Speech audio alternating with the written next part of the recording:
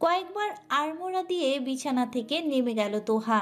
খোলা জানালার পর্দাটা সরিয়ে বারান্দার দরজাও খুলে দিল।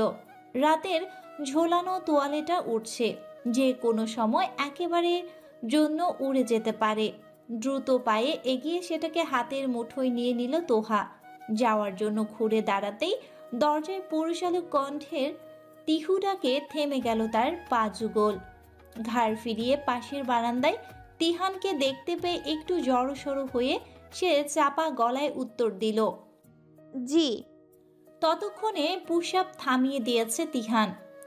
তোহার সদ্য ঘুম থেকে ফোলা ফোলা তৈলযুক্ত চেহারার দিকে কয়েক মুহূর্ত তাকিয়ে থেকে উঠে দাঁড়ালো সে।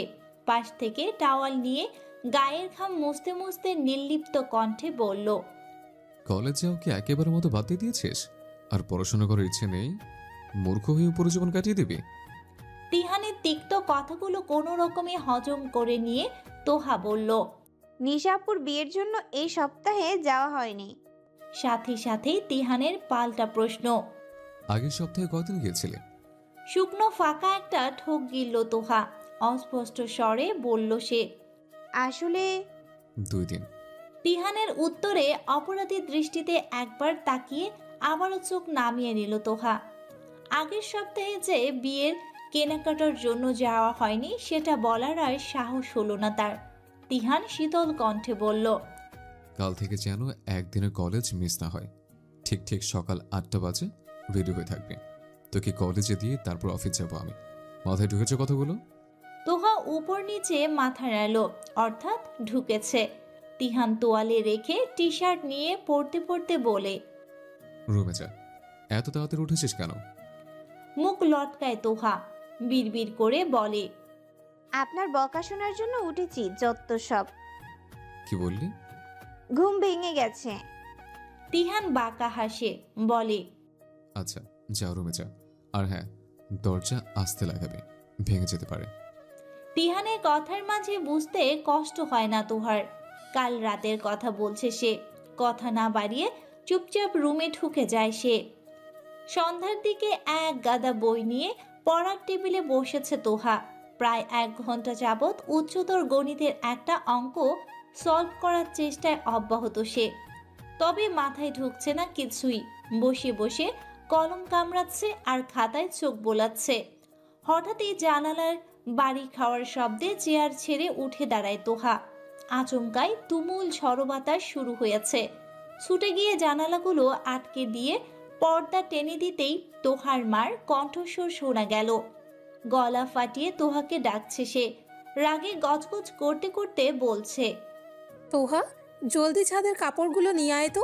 বাড়ি ঘর সব ধুলো দিয়ে ভরলো, জানালাগুলো আটকাবে সেই খেয়ালটাও নেই কারো। যত জ্বালা সব একা আমারই। দরজা খুলে বেরিয়ে এলো তোহা। এই সন্ধ্যাবেলায় ঝড়ো বাতাসের মধ্যে একা একা ছাদে যেতে যথেষ্ট ভয় করছে তার। তবুও মাথায় ওড়না টেনে 2-3 সিঁড়ি উপরে উঠতেই বাঁধলো আরেক বিপত্তি। কারেন্টটাও চলে গেল।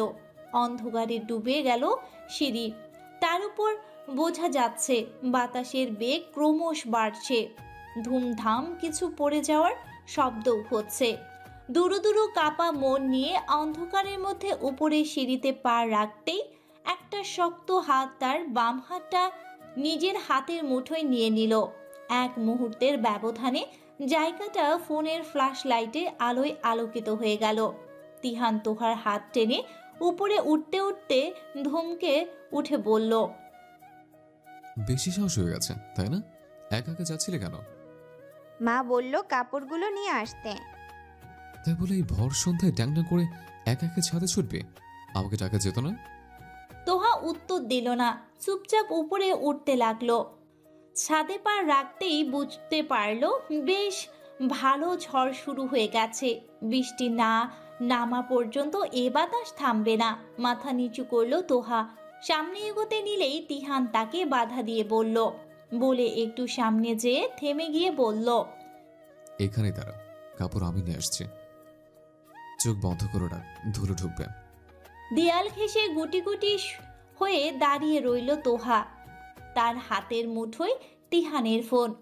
তিহান দ্রুত কাপড়গুলো নিয়ে এসে তার হাতে ধরিয়ে দিল। ফ্ল্যাশ লাইটের আলোতে তোহা স্পষ্ট লক্ষ্য করল তিহানের শার্টের বোতামগুলো উল্টাপাল্টা করে লাগানো, এমনকি শার্টটা উল্টা। কোনো রকমে সেটা গায়ে জড়িয়েই যে সে এসেছে তা বুঝে আসতেই মনে মনে মিটমিটিয়ে হেসে উঠল সে। ঝড়ো বাতাসের মতো তার মনটাও তুমুল গতিতে এলোমেলোভাবে ছুটতে লাগলো। ঘরে এসে কাপড়গুলো রেখে অলস ভঙ্গিতে বই খাতাগুলো গুছিয়ে রাখলো তোহা। বিছানায় বসতেই খেয়াল হলো তার হাতের মুঠোয় এখনো তিহানের ফোন। ছোট্ট একটা শ্বাস ফেলে আবারও উঠে দাঁড়ালো সে। রুম থেকে বেরিয়ে দেখলো তার মা আতিয়া আর খালামণি আফিয়া মোম জ্বালিয়ে সোফায় বসে রয়েছে। এই অন্ধকারেও খুশ গল্পে মেতেছে দুই বোন। তুর্য আর বাবা বাসায় নেই, চোখের ডাক্তারের কাছে গিয়েছে। তার বাবার ইদানিং চোখের সমস্যা দেখা গিয়েছে। কাছে যেয়ে দাঁড়ালো সে, মিনমিনিয়ে কণ্ঠে তিহানের ফোনটা দেখিয়ে বলল, আমি একটু খালামণিদের বাসায় যাচ্ছি মা, তিহান ভাইয়ের ফোনটা আমার কাছে তো, ওনাকে দিয়ে আসি। আতিয়া মৃদু ধমকের স্বরে বলল, তোর কি খেয়ে দে কাজ নেই? সারাটা দিন খালি ছেলেটার ফোনটা নিয়ে রাখিস। তোর মতো বেকার তো না ও, ফোনে কত জরুরি কাজ থাকে, তুই তো দিব্যি সব নষ্ট করে। আতিয়ার কথার মাঝে আফিয়া খালামণি তাকে থামিয়ে দিয়ে বলল, আহা, এত কথা বলিস কেন তিহা? নিশ্চয়ই কোনো কাজে এনেছে। তোহা যা তো, তুই দিয়ে আয় ওর ফোন। কলিং বেল তো বাজবে না। এই নে ফ্ল্যাটের চাবি। চাবি হাতে নিয়ে বেরিয়ে আসলো তোহা। লক খুলে গুটি গুটি পায়ে তিহানের দরজায় ধাক্কা দিতেই তা খুলে গেল। সে গলা বাড়িয়ে একবার ডাকলো, তিহান ভাই। কোনো সারা শব্দ পাওয়া গেল না। আবারও ডাকলো, তিহান ভাই, আপনি কোথায়? রুমে আছেন? এবারও কোনো শব্দ পাওয়া গেল না। তোহা এদিক ওদিক তাকিয়ে বারান্দার কাছাকাছি যেই দেখলো একটা সুঠাম দেহর অবয়ব বারান্দায় রেলিংয়ে দুহাত রেখে দাঁড়িয়ে আছে। তার দৃষ্টি আকাশের দিকে। ঝমঝমিয়ে বৃষ্টি শুরু হয়ে গেছে ততক্ষণে। লোকটা কি ভিজে যাচ্ছে না? ধীর পায়ে তার পেছনে গিয়ে দাঁড়ালো তোহা, বলল, তিহান ভাই আপনার ফোন। তিহান ফিরে তাকালো না। হাত বাড়াতে তার হাতে ফোনটা ধরিয়ে দিল তোহা।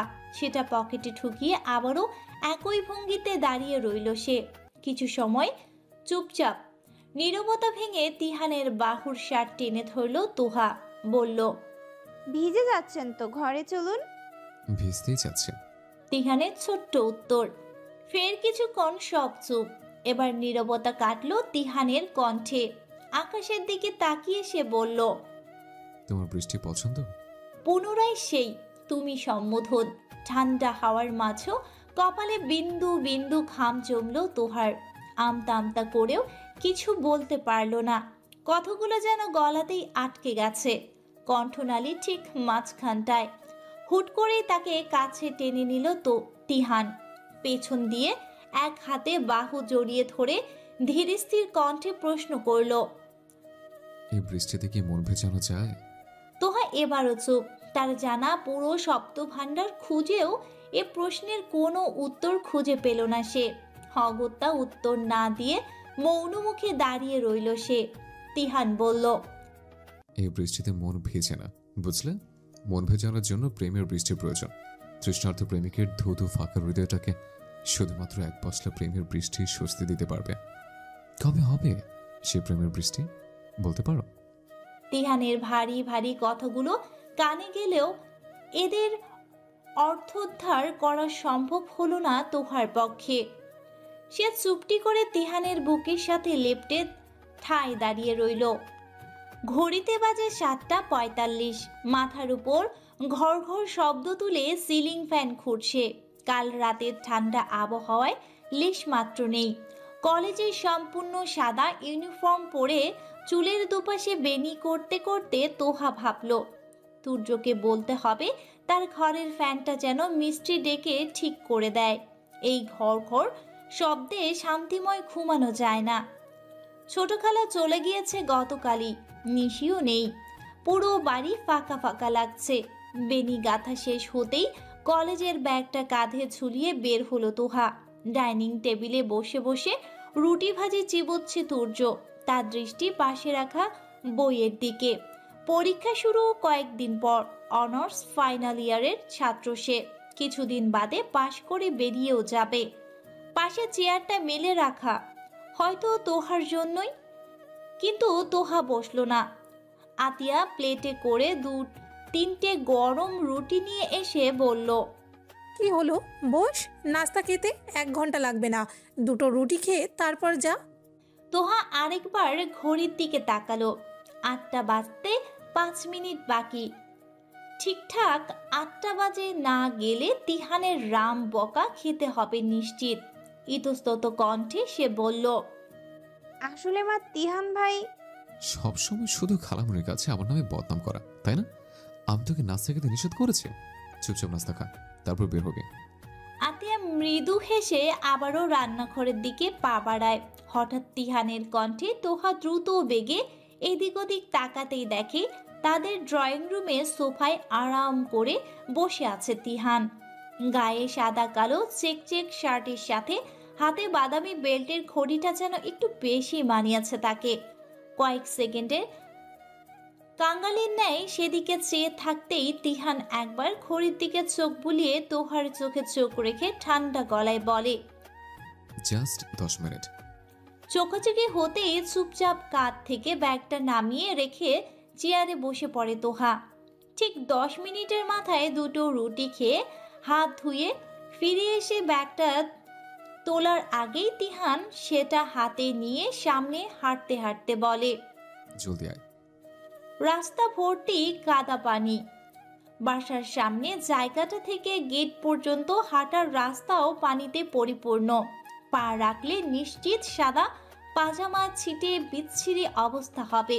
যদিও একটু পর পর ছোট ছোট ইট বিছানো আছে যেন পানিতে পা না পড়ে, কিন্তু এভাবে যেতে হলে নির্ঘাত উষ্টা খেয়ে পড়বে তোহা। তিহান দাঁড়িয়ে আছে তোহার পাশেই। গাড়ির ড্রাইভার চাচাকে ফোন দিচ্ছে বারবার। উনি গাড়ি বের করে গেটের কাছে দাঁড়াতেই কাদা পানিতে নেমে গেল তিহান। তার চকচক করা জুতো জোড়ায় কাদায় ছিটা লেগে গেলেও সেদিকে কোনো হেলদোল নেই তার। অথচ তোহার স্পষ্ট মনে আছে কদিন আগে এই জুতো জোড়া তিহান বেশ শখ করে কিনেছিল। কেনার সময় তাকেই সঙ্গে করে নিয়ে গিয়েছিল সে তোহার দিকে এক হাত বাড়িয়ে দিতেই তোহা আলতো করে তার হাতের উপর হাত রাখলো। তিহান দৃঢ়ভাবে তা আঁকড়ে ধরে ব্যস্ত ভঙ্গিতে বলে, এটার উপর পা ফেলায় দেখুন, অফিসে দেরি হয়ে যাচ্ছে, পড়বি না, আমি ধরেছি। তোহা আশ্বস্ত মনে পা বাড়ালো। সে যে কোনো ক্রমেই পারবে না এ ব্যাপারে একেবারে নিশ্চিত। গাড়ি থামে কলেজের গেটে। বের হওয়ার আগ মুহূর্তে তিহান মানিব্যাগ থেকে 100 টাকার 2টো নোট বের করে তোহার হাতে ধরিয়ে দিয়ে বলে, ক্যান্টিন থেকে কিছু খেয়ে নিস, কিন্তু বাইরের উল্টাপাল্টা খাবার খাবি না, খবরদার। তোহা এক পলক তাকায়। খবরদার শব্দটার মানে সে জানে। তিহান খবরদার বলেছে মানে কথায় অমান্য হলে সে আসলেই খবর করে ছাড়বে। সে ব্যাপারে পূর্ব অভিজ্ঞতা আছে তার। সে টাকা তিহানের দিকে এগিয়ে দিয়ে নিচু গলায় বলে, আম্মু টাকা দিয়েছিল তো, এটা লাগবে না। হাত বাড়ায় তিহান। পূর্বের ন্যায় সাবলীল ভঙ্গিতে বলে, টাকা দিয়েছে তাই না? ব্যাগ চেক করতো, ব্যাগ চেক করতো, টাকাটিকে আদৌ সঙ্গে এনেছিস? তোহা এক বুক আত্মবিশ্বাস নিয়ে বলে, এনেছি, আমার মনে আছে। তিহান চোখ ছোট ছোট করে তাকায়। 2 হাত বুকে মাঝে ভাঁজ করে বলে, দেখা তো, আমাকে বের করে দেখা। উত্তরে প্রথমেই জামার বাম পকেটে হাতড়ায় তোহা। টাকাটা না পেয়ে আরেকটু পকেট হাতড়ায়। বুকটা দুরু দুরু কাঁপছে। তার মানে সে টাকা আনেনি, ডাইনিং টেবিলে রেখে এসেছে। আমতা আমতা করে তিহানের দিকে তাকায় সে। মিচমিচে কণ্ঠে বলে, আপনি তো দেখেছেন, তো তখন বলতেন টাকাটা আমি নিতে ভুলে গেছি, তাহলেই তো নিয়ে আসতাম। তোর সাহস তো দিন দিন বেড়ে চলেছে। খালি মুখের উপর পাল্টা জবাব দেশ। দেব এক চড়, যা ভেতরে ঢুক। ধমক শুনে রাগে মুখ ফোলায় তোহা। বেরিয়ে গিয়ে দরজা লাগিয়ে তিহানের ডাকে আবারও জানালার দিকে তাকিয়ে বলে, কি সমস্যা বলেন? ছুটির সময় গাড়ি পাঠিয়ে দেব। আঙ্কেলের সাথে সোজা বাড়ি চলে যাবে। তোহা বুঝতে পারে তিহানের কাজ আছে, সেজন্যই সে আসতে পারবে না। তবুও নরম কোমল আকুতি ভরা স্বরে মিষ্টি করে বলে, আপনি আসবেন না? এক মুহূর্ত ভাবে তিহান, অতঃপর দৃষ্টি সামনের দিকে দিয়ে ছোট্ট করে বলে, আচ্ছা, বসবো। কথাটা শোনা মাত্র মুখের বিস্তর হাসি ফুটে ওঠে তোহার। কাঁধে ব্যাগ ঝুলিয়ে নিয়ে সে গেটের ভিতর ঢুকতেই একটা দীর্ঘশ্বাস ফেলে ড্রাইভার আঙ্কেলকে গাড়ি স্টার্ট দিতে বলে তিহান। রাত প্রায় 8টা। ক্লান্ত শরীরে বাড়ি ফিরেছে তিহান। গায়ের শার্ট ঘামে লেপ্টে আছে শরীরের সাথে, চুলগুলো এলোমেলো। দুপুরে তোহাকে বাসায় দিয়ে আবারও একটা জরুরি মিটিংয়ে ছুটেছিল সে অফিসের কাজে। আর নিজের হেলাফেলার দুপুরে লাঞ্চ করা হয়নি। ক্ষুধায় পেট চোচো করছে। ঘরে ঢুকতে ঢুকতে সে বলল, মা, টেবিলে খাবার দাও, ক্ষুধা লেগেছে। আফিয়া রান্নাঘর থেকেই চেঁচালেন। ফ্রেশ হয়ে আয়, দিচ্ছি। তিহান আর কোনো কথা না বলে ঘরে ঢুকলো। জুতো জোড়া কোনো রকম খুলে সোফায় হাত পা ছড়িয়ে গা এলিয়ে দিল। শার্টের বোতাম খুলে চোখ বন্ধ করে কিছু সময় সেভাবেই পড়ে রইল। একটু ঘুমাচ্ছন্ন ভাব আসতেই ধুম করে কিছু পড়ার শব্দে সচকিত দৃষ্টিতে চোখ মেলল সে। বিছানায় চোখ পড়তেই হাত পায়ে আড়ষ্ট অবশ ভাবটা কেটে গেল মুহূর্তেই। তার বিছানায় ডান দিকে কোণ ঘেঁষে ঘুমিয়ে আছে তোহা। ঘুমের ঘোরে তোহার হাতে লেগেই পাশের টেবিলের ক্লকটা নিচে পড়ে গেছে। উঠে যায় তিহান, ঠোঁটের কোণে মৃদু প্রশান্তির হাসি। তোহাকে টেনে বিছানার মাঝখানে শুইয়ে দেয় সে। গায়ে জড়ানো অগোছালো ওড়নাটা পাশে সরিয়ে রেখে গলা অবধি কাঁথা টেনে দেয়। অতঃপর ধীর পায়ে দরজা ভিজিয়ে বেরিয়ে আসে। রান্নাঘরে যেয়ে আফিয়াকে উদ্দেশ্য করে বলে, তুই আমার রুমে কেন মা? আফিয়া চুলার গ্যাসটা নিভিয়ে দেয়। বাটিতে তরকারি বাড়তে বাড়তে বলে, বিকেলে এসেছিল, তোর শেলফ থেকে কোনো বই নিবে বলে রুমে ঢুকলো। তারপর আমি যখন গেলাম তখন দেখি ঘুমিয়ে পড়েছে, তাই আর ডাকিনি, তুই ডেকে তুলে দে। তিহান কিছুক্ষণ চুপ থেকে বলল, না থাক, ঘুমা, আমি ফ্রেশ হয়ে আসি, তুমি খাবার দাও। আফিয়া হাসলো কিন্তু কিছু বলল না। রুমে ফিরে আসে তিহান। তোহার কাছে যে কপালের মাঝখানটায় আলতো করে ঠোঁট ছুঁয়ে বলে, আর কতভাবে মুগ্ধ করবে আমায়? এই মুগ্ধতার কি কোনো শেষ নেই? আমার চোখগুলো তো ক্লান্ত হয়ে পড়বে তোমার মুগ্ধতা দেখতে দেখতে। ইলিশ মাছের গরম গরম তরকারি দিয়ে ভাত খাচ্ছে তিহান। বেগুন আলু দিয়ে করা ইলিশ মাছটা আজকে একটু বেশি স্বাদ হয়েছে। ছেলেকে তৃপ্তি ভরে খেতে দেখে আফিয়া তার প্লেটে আরেকটু তরকারি তুলে দিয়ে বললেন, দুপুরে খাসনি তাই না? তিহান অমায়িক হাসল। আফিয়ার নিমিষেই বুঝে গেল তার হাসির মানে। গ্লাসে পানি ঢেলে তিহানের সামনে দিয়ে ক্ষুণ্ণ কণ্ঠে বলল, কেন এমন করিস? সবার খেয়াল রাখতে পারিস, অথচ নিজের বেলায় এত অবহেলা। তিহান আবারও হেসে বলল, এটা অবহেলা না মা, দেখো আমি যদি আজ দুপুরে খেতাম তাহলে কি আর এমন রাম ক্ষুধা লাগতো বলো? আর এত ক্ষুধা লেগেছে বলেই খাবারটার স্বাদ কয়েক গুণ বেড়ে গেছে। খাবারটা আরো বেশি মজা লাগছে। দুপুরে খেয়ে নিলে তো আর এতটা স্বাদ উপভোগ করতে পারতাম না, তাই না? Every action has an equal and opposite reaction, বুঝলে? আফিয়া বিরক্তিকর কণ্ঠে তেতে উঠে বলল, হয়েছে, এত বোঝা লাগবে না আমার। তোর এই পটল তোলা কথাবার্তা তোর কাছে রাখ। আফিয়ার কথা শুনে ভাত চিবানো বন্ধ করলো তিহান। ভ্রু কুচকে তাকিয়ে বলল, পটল তোলা কথাবার্তা মানে? ছেলের প্রশ্নে আফিয়া বোকা হেসে বলল, জানি না, মুখে আসলো তাই বলে দিলাম। হাস্যোজ্জ্বল কণ্ঠে, তুমিও নামা বলে আবারও খাওয়ায় মনোনিবেশ করলো তিহান। বাস্তবিকই প্রচন্ড ক্ষুধা লেগেছে তার। পেট ভরে খাওয়া শেষ করে পানির গ্লাসটা হাতে তুলে নিতেই আফিয়া টেবিল গোছাতে গোছাতে বলল, আতিয়াকে বলে এসেছি তোহা আজ আমাদের এখানেই থাকবে। কেন? এমনি ইচ্ছে হলো। তোর সমস্যা হবে? তাহলে থাক। ঢক ঢক করে পানি গিলে নিয়ে আস্তে করে গ্লাসটা টেবিলে রাখলো তিহান।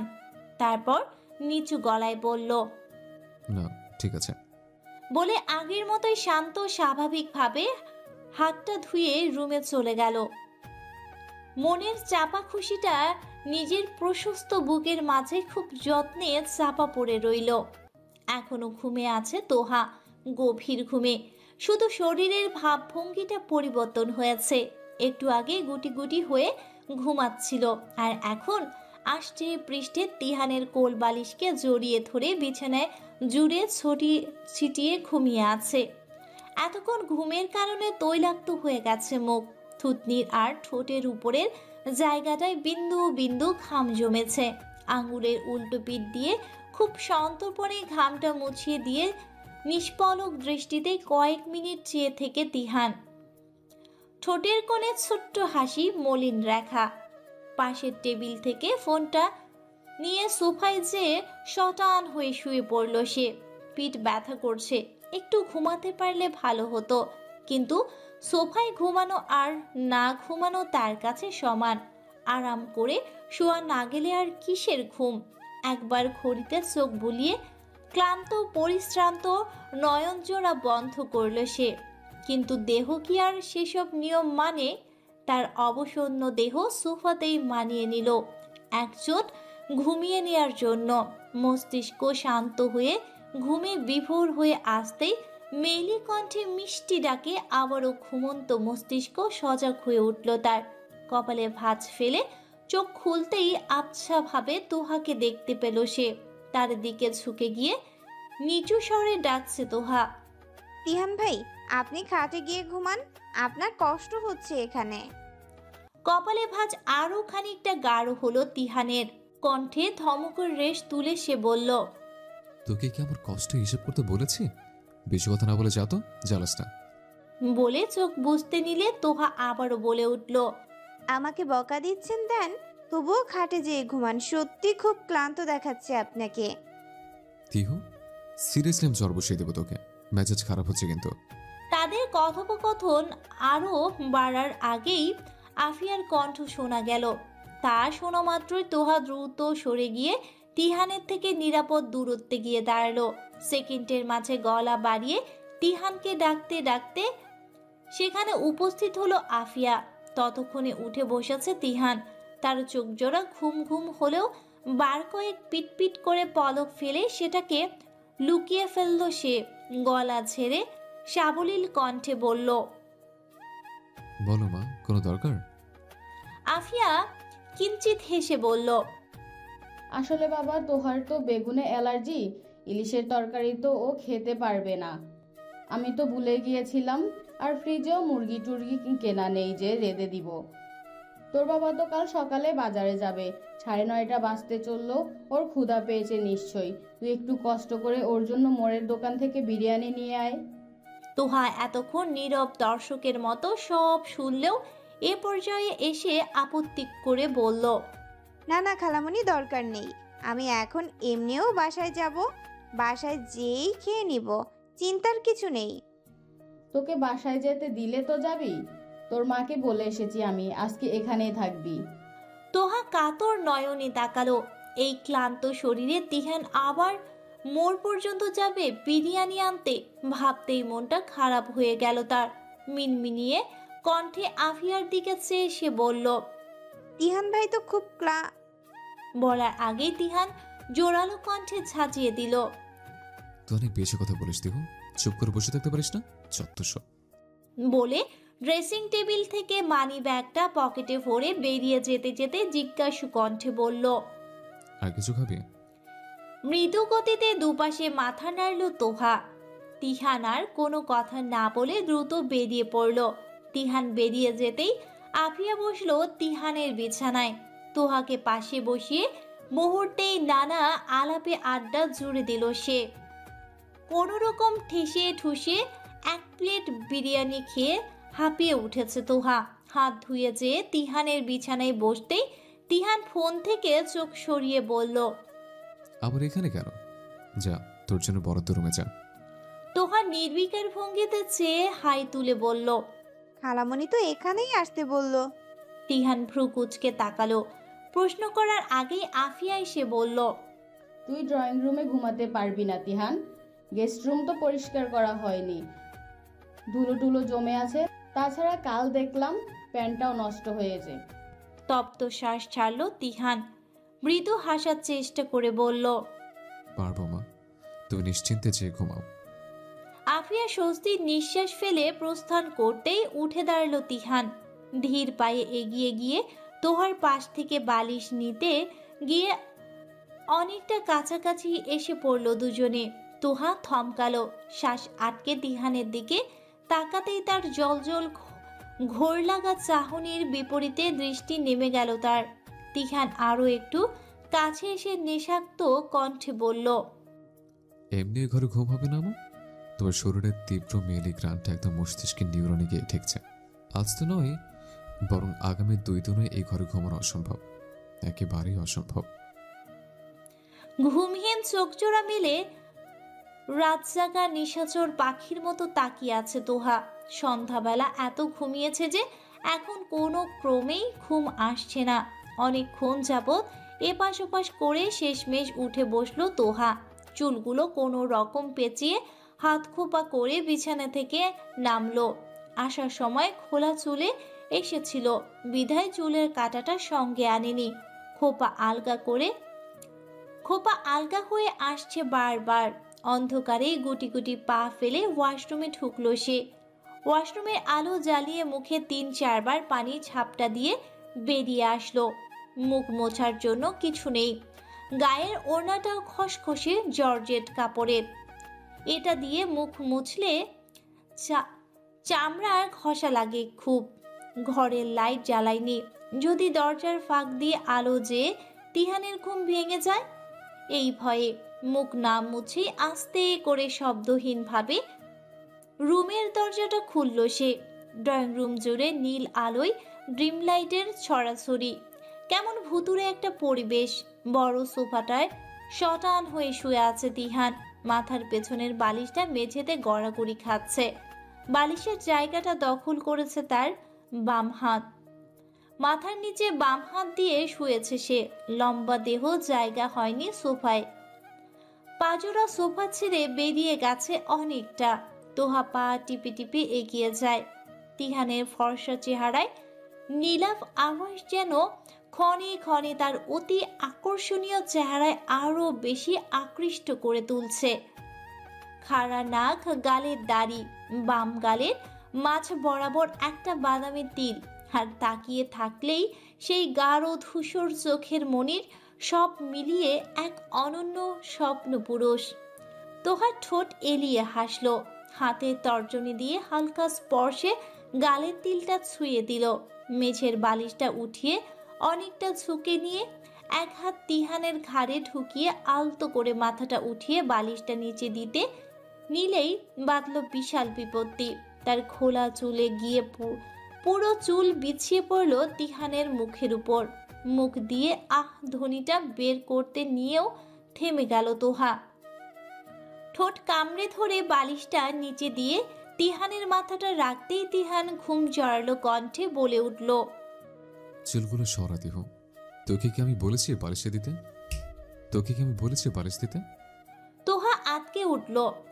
হৃদস্পন্দন যেন থেমে গেল কিছু সময়ের জন্য। ঠোঁটটা আরো জোরে কামড়ে ধরে আস্তে করে চুলগুলো সরিয়ে উঠে যেতে নিলেই তিহান তার হাত ধরে আটকে দিয়ে চোখ মেলে বলল। জাস্ট চুলগুলো সরাতে বলেছে, তোকে সরতে বলিনি। তোহা হতবিহ্বল বিচলিত দৃষ্টিতে কিছুক্ষণ তাকিয়ে থাকলো।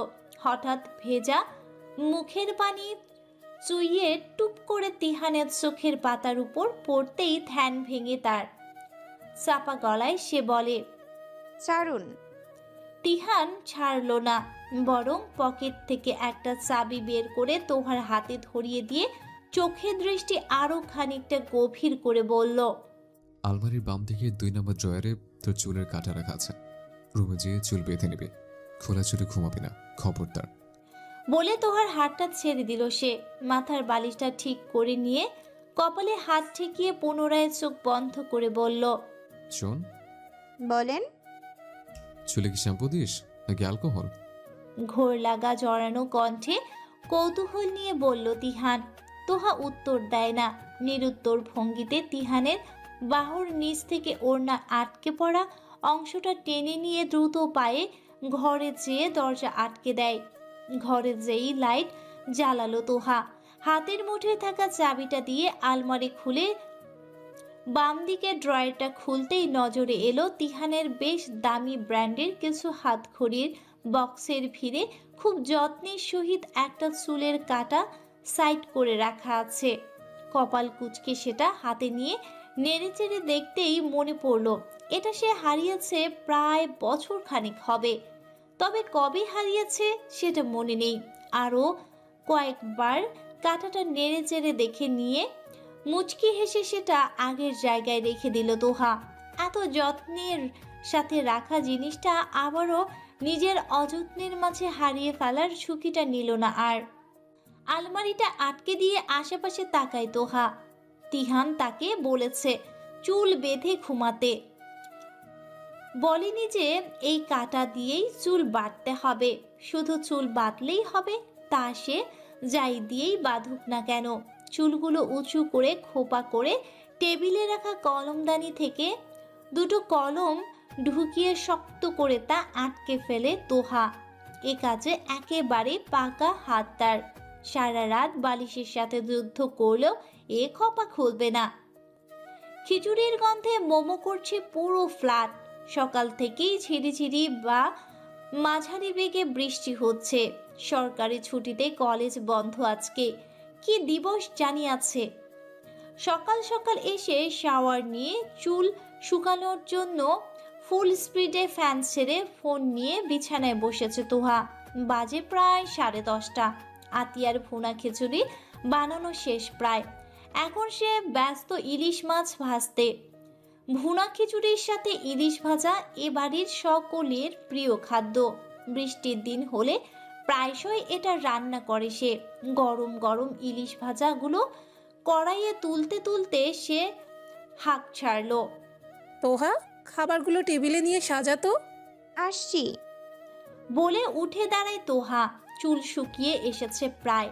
ঘরের ফ্যানটা বন্ধ করে দিয়ে রান্নাঘর থেকে খাবার নিয়ে এসে টেবিলে সুন্দর করে সাজিয়ে রাখে। সবশেষে পিস করে কাটা লেবু নিয়ে এসে রাখতেই কলিং বেল বেজে ওঠে। দ্রুত পায়ে যেয়ে দরজা খুলতেই দেখে তিহান দাঁড়িয়ে আছে। পরনে খয়েরি রঙের গেঞ্জি আর কালো ট্রাউজার। চুলগুলো ব্রাশ করা সুন্দর মতো। সর সামনে থেকে, এমন সংসেজে দাঁড়িয়েছিস কেন? তোহা সরে দাঁড়ায় না, বরং একদম এগিয়ে এসে রাস্তা আটকে প্রতিবাদী কণ্ঠে বলে ওঠে, আমাকে আপনার কোন দিক দিয়ে সং মনে হচ্ছে তিহান ভাই? তিহান জ্বালাময়ী হাসি হেসে বলে, আপাতত সব দিক থেকে। শুনেছিস? এবার সর, নয়তো দেব এক থাপ্পড়। আপনি কথায় কথায় আমাকে থাপ্পড় দিতে চান কেন?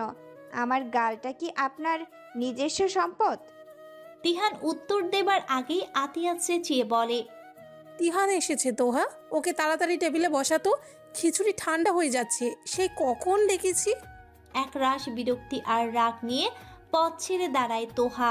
তিহান ধীর গতিতে জুতো খুলে পাশে রেখে এগিয়ে যাওয়ার আগে তোহার কানে ফিসফিসিয়ে বলে, শুধু গাল নয়, গোটা তুমিটা আমার নিজস্ব সম্পদ।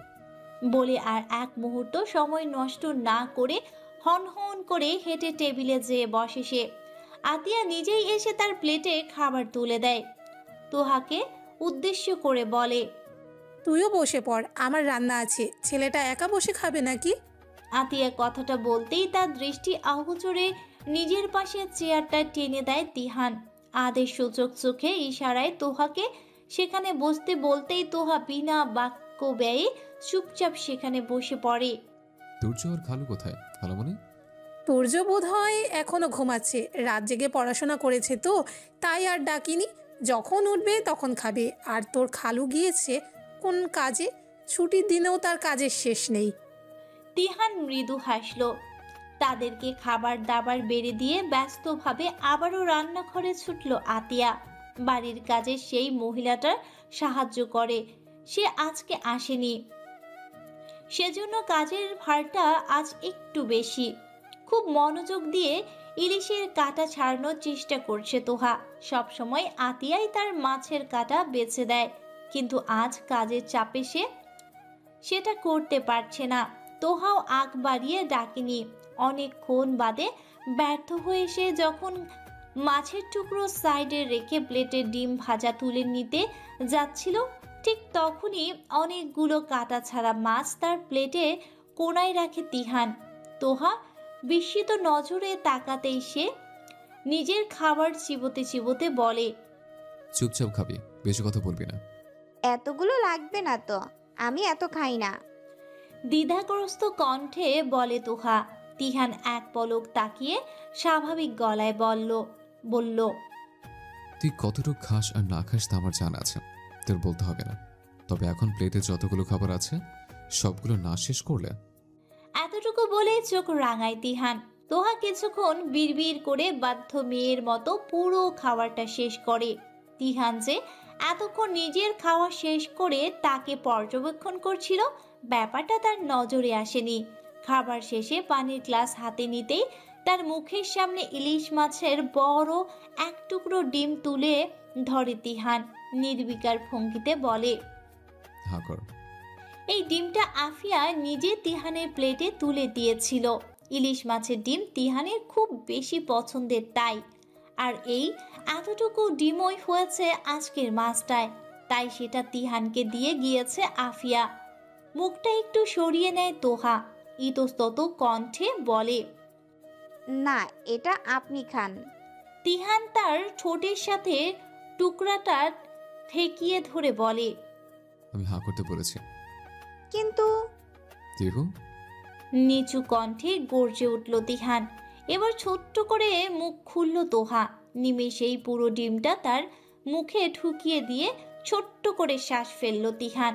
অতঃপর উঠে দাঁড়িয়ে হাত ধুয়ে এসে আতিয়াকে বলে চুপচাপ দরজার দিকে পা বাড়ালো। মাথার উপর প্রখর সূর্যতাপ, জ্বলন্ত আগুনের মতো উত্তাপ ছড়িয়ে দিচ্ছে সূর্য। তোহার কলেজ ছুটি হয়েছে প্রায় 20 মিনিট আগে। ব্যস্ত নয়নে বারবার ঘড়ি দেখছে তিহান।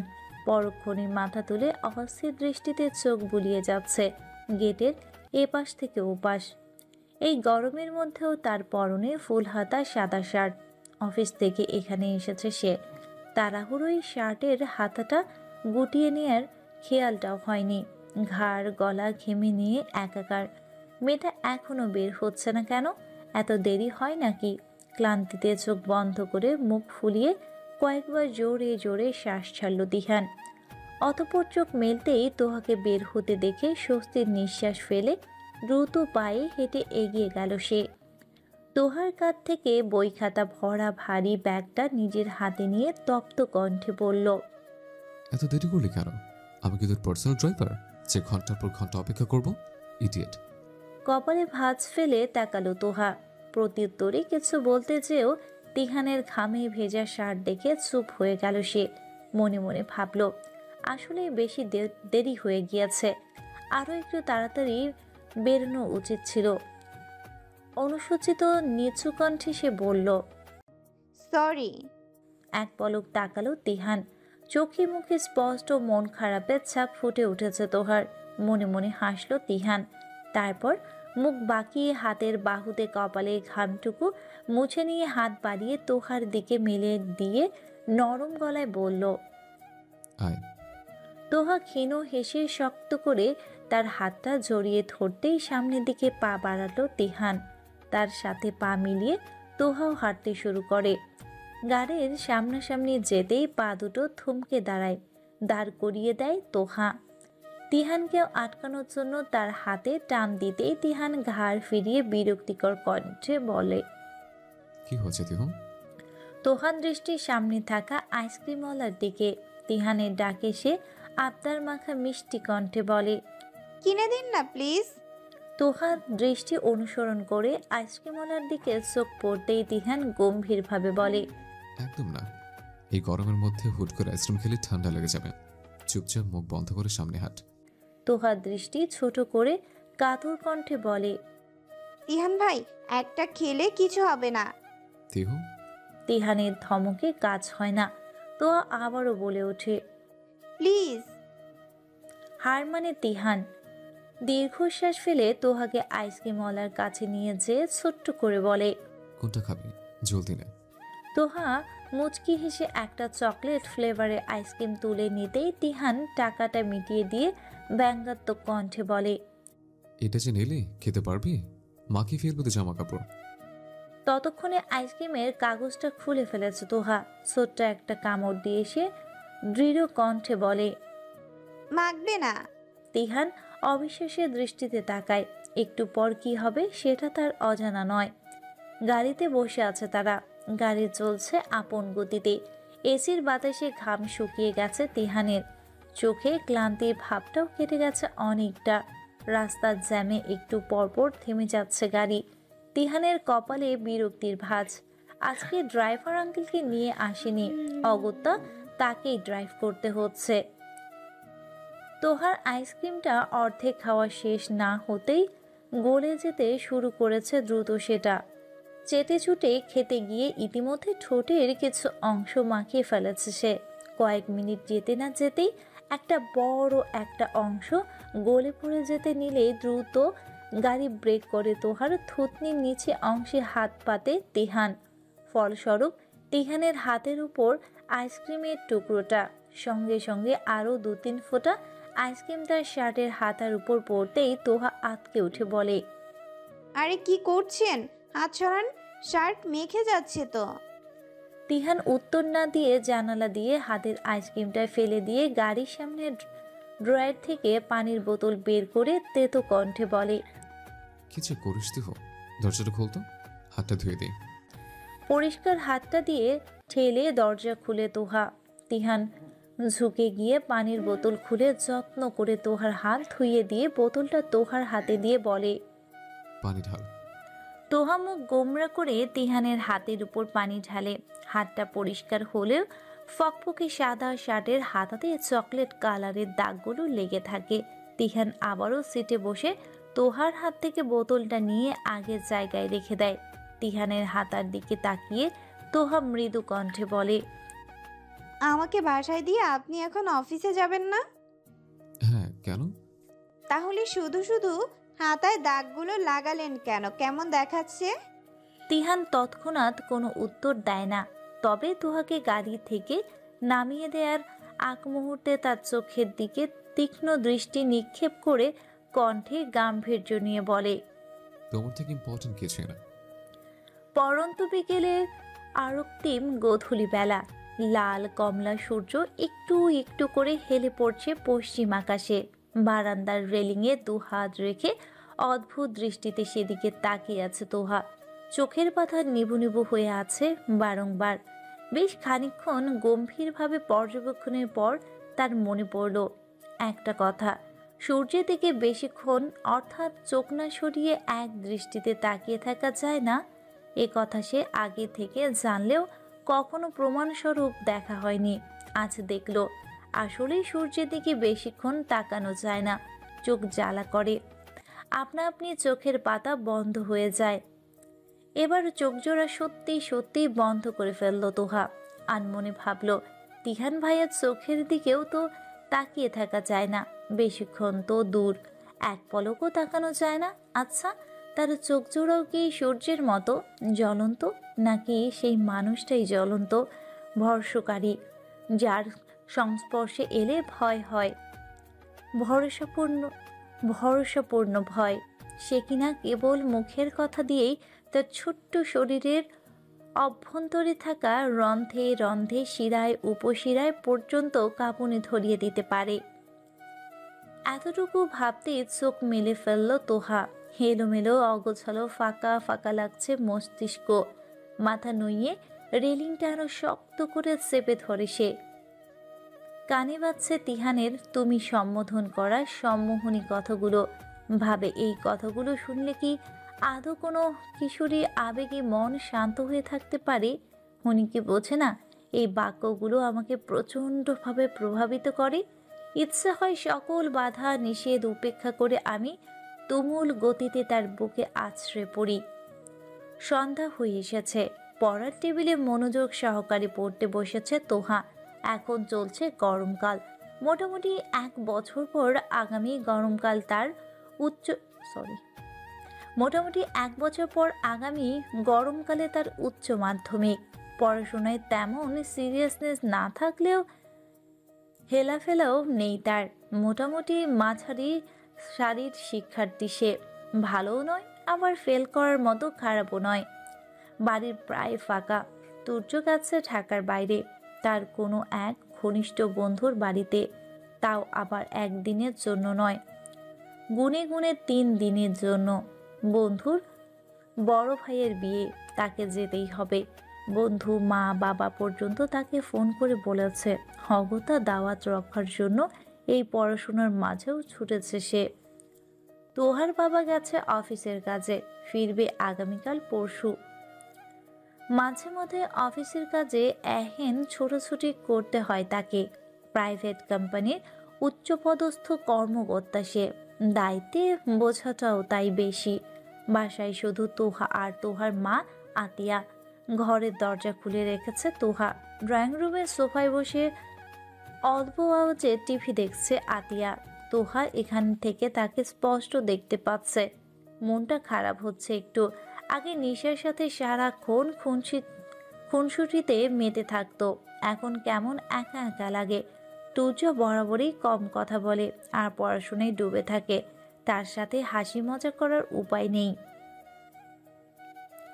ঘড়িতে বাজে 7:30। ড্রয়িং রুমের কোনায় রাখা ল্যান্ডফোন বেজে উঠল। আতিয়া তখন স্থির দৃষ্টিতে মনোযোগের সহিত নাটক দেখছে। ল্যান্ডফোনের অবিরাম শব্দে তিক্ত কণ্ঠে সে বলল, তোহা এসে ফোনটা তোল। ঘর থেকে তোহার উত্তর এলো না। আতিয়া আবারও গলা বাড়িয়ে ডাকলো, তোহা। কোনো সারা শব্দ নেই। এবার বিরক্তি নিয়ে পিছে তাকাতেই খেয়াল করলো টেবিলে মাথা রেখে গভীর ঘুমে আচ্ছন্ন হয়ে আছে তোহা। উপায় না পেয়ে নিজেই উঠে গেল সে। ফোনটা কানে নিতেই এমন একটা খবর পেল যা শুনে তার অন্তরাত্মা পর্যন্ত কেঁপে উঠল। কথা শেষে খট করে ফোনটা কেটে গেল। চোখে পানি নিয়ে তোহাকে ডাকার জন্য হাত দিয়ে ছুঁয়ে দিতেই তুমুল অস্থিরতায় ছটফট করে উঠল তার মন। গা কাঁপিয়ে জ্বর এসেছে তোহার। ঘুমের মাঝে মেয়েটা কাঁপছে, ঠোঁট শুকিয়ে কাঠ। গ্রাম থেকে আতিয়ার মা ফোন করেছিল, তার বাবার অবস্থা ভালো না, অনেকদিন যাবতেই অসুস্থতায় ভুগছিল সে। আর সকাল থেকে নাকি কেমন নির্জীব হয়ে আছে, শুধু নিজের মেয়েদেরকে দেখতে চাচ্ছেন। কোনো অঘটন ঘটার আগে এখনই তাকে আর আফিয়াকে রওনা হতে হবে বলেছে তার মা। ছোট মেয়ে অর্থাৎ তোহার ছোট খালা আনিয়াও নাকি একটু আগে খবর শুনে রওনা দিয়েছে গ্রামের উদ্দেশ্যে। আফিয়া আর আতিয়া মিলে ধরাধরি করে খাটে শুইয়ে দিয়েছে তোহাকে। প্যারাসিটামল খাইয়ে দেয়া হয়েছে। আতিয়ার কপালে চিন্তার ভাঁজ স্পষ্ট। একদিকে নিজের বাবা আর আরেক দিকে অসুস্থ মেয়ে। কই যাবে সে? বাসায় কেউ নেই যে তোহাকে রেখে যাবে। খালি বাসায় একা একা অসুস্থ মেয়েটা কিভাবে থাকবে? তাছাড়া রান্নাবান্নাও করা নেই। এই জ্বর নিয়ে তোহা রান্না করতে পারবে না। সব দিকেই বিপদ। চোখের পানি ছেড়ে দিয়ে আতিয়া সিক্ত কণ্ঠে বলল, আপা তুমিই যাও, আমি থাকি। আব্বাকে বললো তোহার জ্বর, তাই আসতে পারি নাই। ধমকে উঠল আফিয়া। বলল, তুই তো জানিস তিহা, আব্বা সবচেয়ে বেশি তোকে আদর করে, আর এখনো তোর নামই বলছে বেশিরভাগ। তোর দুলাভাইকে ব্যবস্থা করতে বলে এসেছি, একটু পরেই রওনা দিব আমরা 3 জন। কিন্তু আপা তোহা। তিহান অফিস থেকে আসুক, রান্না নিয়ে সমস্যা নেই। তোহার খাবার তিহান দোকান থেকে কিনে দিবে এ কয়দিন। আর অপেক্ষা কর, জ্বর নেমে যাবে, চিন্তা করিস না। আতিয়া কোনো রকম চোখের পানি আটকালো। তিহানই তার একমাত্র ভরসাস্থল। ছেলেটাকে সে খুব বেশি বিশ্বাস করে, খুব বেশি। তোহাকে তিহানের দায়িত্বে রেখে যেতে কোনো রকম ভয় নেই তার। তিহান ফিরেছে। বাসার নিচে ঢুকতে না ঢুকতেই তার ফোন বেজে উঠল। পকেট থেকে ফোনটা বের করে মা লেখা দেখতেই মুখে হাসির রেখা টেনে ফোনটা তুলে কানে লাগালো সে।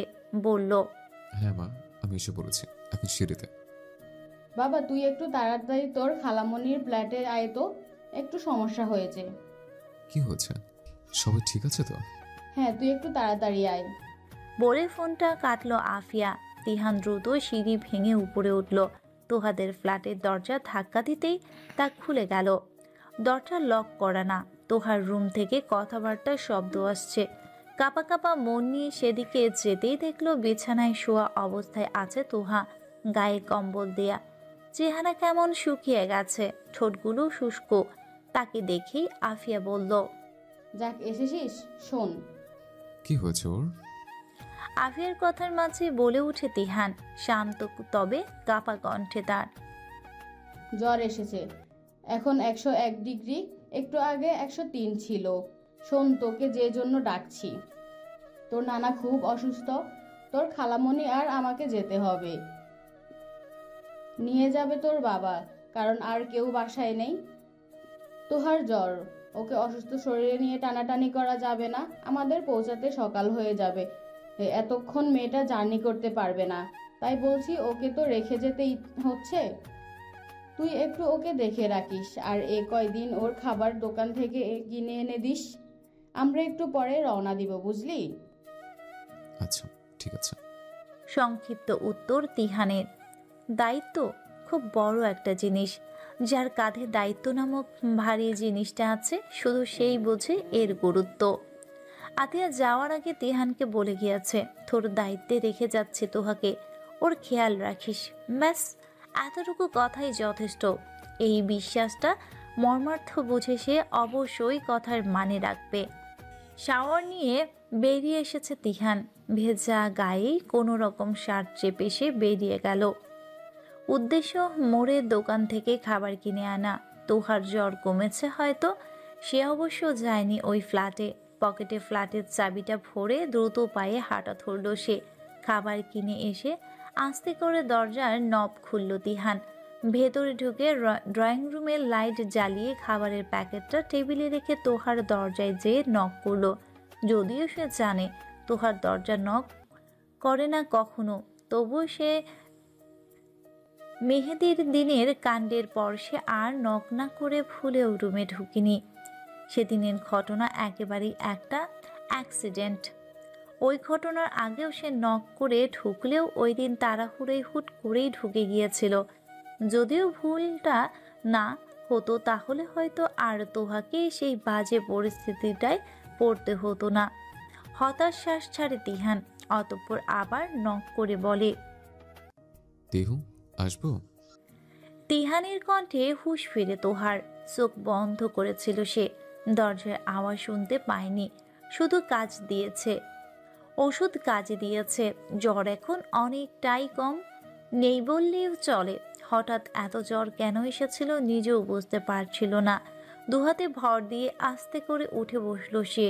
পাশ থেকে ওড়না নিয়ে সুন্দর মতো গায়ে জড়িয়ে নিয়ে মৃদু কণ্ঠে উত্তর দিল, জি আসেন।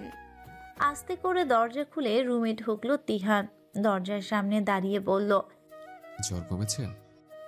এখন নেই। তিহান আর এগোলো না। তোহার দিকে একবার চোখ বুলিয়ে নিয়ে দৃষ্টি নামিয়ে বলল, তোর খাবার প্লেটে বেড়ে ঘরে দিয়ে যাচ্ছে, হাত মুখ ধুয়ে ফ্রেশ হয়ে খেয়ে নিস। তোহা সম্মতিসূচক মাথা নাড়ল। তিহান ছোট্ট একটা শ্বাস ফেলে বলল, তোর নাম্বার রিচার্জ করে দিয়েছে, রাতে কোনো সমস্যা হলে ফোন দিস, আমি চলে আসবো না। আর কাল কলেজ যাওয়া লাগবে না, বাসায় থাকিস। সকালের নাস্তায় কিনে দিয়ে যাব, ওকে? আচ্ছা। মাথা কাত করে বলে তোহা। তিহান বেরিয়ে যেয়ে খাবার বেড়ে তোহার ঘরে নিয়ে গেল। তোহা তখন রুমে ছিল না, ওয়াশরুমে গিয়েছিল ফ্রেশ হতে। বেরিয়ে এসে তিহানকে খাবার রাখতে দেখে সে বলল, আপনি খেয়েছেন? না, খাবো। বলে খাবারটা পড়ার টেবিলে রেখে গ্লাসে পানি ঢেলে দিল তিহান। বেরিয়ে যাওয়ার আগে তোহার মাথায় এক হাত রেখে স্নেহময় কণ্ঠে বলল, একদম ভয় পাবে না, আমার দায়িত্ব তুমি। দায়িত্বের অবহেলা হবে না, আমি আছি। বিস্তর ফ্ল্যাটে ভয়াবহ নিস্তব্ধতা। 3 রুম, রান্নাঘর আর বড় ড্রয়িং রুম জুড়ে পিনপতন নীরবতা। সব লাইট নিভিয়ে রুমের দরজায় ফিরিয়ে বিছানায় কাঁথামুড়ি দিয়ে শুয়ে আছে তোহা। জ্বরটা এখন আবার বাড়ছে, অস্থির লাগছে। মুখ দিয়ে অস্ফুট স্বরে গুঙ্গানির মতো শব্দ বের হচ্ছে। পানি পিপাসা পেয়েছে বড্ড, ঘরে পানি নেই। ঘুমানোর আগে বোতলের সাথে নিয়ে ঘুমায়নি সে। বহু কষ্টে পাশে হাতড়িয়ে ফোনটা মুঠোয় নেয় তোহা। রাত বাজে 3:15। আধো আধো চোখে তিহানের নাম্বারে ডায়াল করতে যেও করে না সে। সামান্য পানি খাওয়ানোর জন্য তিহানকে গভীর ঘুম থেকে ডেকে তোলাটা নিতান্তই বোকামি মনে হলো। অগত্যা কোনো রকম দাঁতের দাঁত চেপে উঠে বসলো সে। গা ঝাড়া দিয়ে ঘরের লাইট জ্বালিয়ে বেরিয়ে গেল। ড্রয়িং রুমে অন্ধকার, তবুও ঘরের আলো এখন হালকা আলোকিত। শুকনো ঢোক গিলে দুরু দুরু মন নিয়ে দ্রুত হেঁটে ফ্রিজ থেকে পানির বোতল নিয়ে যেই না সে ঘুরবে, সঙ্গে সঙ্গে অবচেতন মস্তিষ্ক আর ঘোলাটে দৃষ্টিতে ড্রয়িং রুমের মাঝখানটায় ছায়ার মতো একটা কিছু চোখে পড়ল তার। শরীর জমে গেল সেকেন্ডে। আকস্মিক ভয়ে হিতাহিত জ্ঞান শূন্য হয়ে পানির বোতলটা ওখানেই ফেলে ছুট লাগালো সে ফ্ল্যাটের দরজার দিকে। দরজার নখ খুলে দৌড়ে তিহানদের দরজায় পরপর 4-5 বার কলিং বেল বাজালো। সাথে চলল হাতের ঠাস ঠাস বাড়ির আর ভয়ার্ত কণ্ঠের ডাক, তিহান ভাই দরজা খুলেন। কিছু জরুরি কাজ সেরে খাওয়া দাওয়া করে তখন সবেমাত্র একটু শুয়েছিল তিহান। তোহার আহেন ডাকাডাকিতে বুকটা ধরফরিয়ে গেল তার। উদাম গায়ে জামা না জড়িয়ে হনহন করে দরজা খুলল সে। আশেপাশে ফ্ল্যাটের মানুষ এই রাতের বেলা দরজা ধাক্কানোর শব্দ শুনলে তিলকে তাল বানিয়ে ছাড়বে। দরজা মাত্র খুলতে না খুলতে তার উপর এক প্রকার হামলে পড়ল তোহা। এক প্রকার কাঁধে, আরেক হাতে পিঠ জড়িয়ে তিহানের বাহুকে কপালে ঠেকালো সে। একটু অপ্রস্তুত হয়ে পড়ে তিহান। তোহাকে হঠাৎই এতটা কাছে আশা করেনি সে। চোখ বন্ধ করে জোরে একটা শ্বাস নিয়ে নিজেকে সামলালো তিহান। অতঃপর তোহার চুলের ভাঁজে আঙ্গুল ডুবিয়ে শান্ত স্থির কণ্ঠে বলল, জ্বরটা আবার বেড়েছে তোর, ফোন দিসনি কেন? ভয়ে থরথর করে কাঁপছে তোহা। একে তো জ্বর, তার উপর এরকম আকস্মিক ভয়ে হৃদস্পন্দন প্রবল হারে বেড়ে গেছে তার। তোহাকে সহই একটু পিছিয়ে গিয়ে দরজাটা আটকে দিল তিহান। এই অবস্থায় তাদের কেউ দেখে ফেললে ব্যাপারটা খুব বাজে দেখাবে।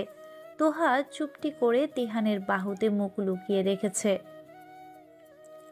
মাথায় হাত বুলানোটা ধীরে ধীরে তার অর্ধ গতিতে দৌড়ানো হৃদস্পন্দনটাকে নিজস্ব গতিতে ফিরিয়ে আনছে।